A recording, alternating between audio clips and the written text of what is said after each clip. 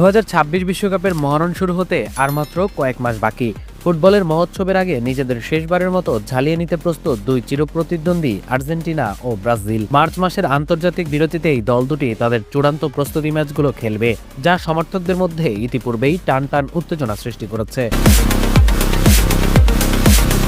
বর্তমান বিশ্ব চ্যাম্পিয়ন আর্জেন্টিনার সামনে বিশ্বকাপের আগে রয়েছে আরেকটি শিরোপা জয়ের হাতছানি। আগামী 27 মার্চ কাতারের লুজাইল স্টেডিয়ামে আয়োজিত হবে বহুল প্রতীক্ষিত ফিনাল সীমা, যেখানে দক্ষিণ আমেরিকার চ্যাম্পিয়ন আর্জেন্টিনার মুখোমুখি হবে ইউরোজয়ী স্পেন। 2022 সালের স্মৃতিবিজড়িত সেই মাঠেই লিওনেল মেসিরা চাইবেন স্প্যানিশদের হারিয়ে আরও একটি ট্রফি শোকেসে ভরতে।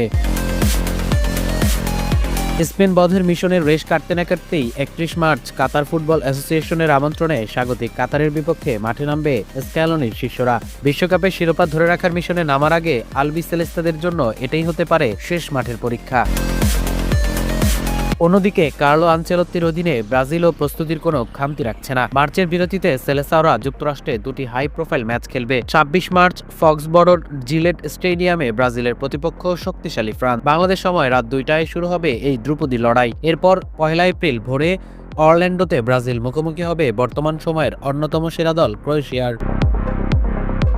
মজার বিষয় হলো এই দুই ম্যাচেই ব্রাজিল তাদের বিশ্বকাপের নতুন জার্সি উন্মোচন করবে। ফ্রান্সের বিপক্ষে চিরাচরিত হলুদ এবং ক্রোয়েশিয়ার বিপক্ষে নীল জার্সিতে দেখা যাবে ভিনিসিয়াস নেইমারদের। এই দুই ম্যাচের পারফরম্যান্সের উপর ভিত্তি করেই ঘোষণা করা হবে ব্রাজিলের চূড়ান্ত বিশ্বকাপ দল।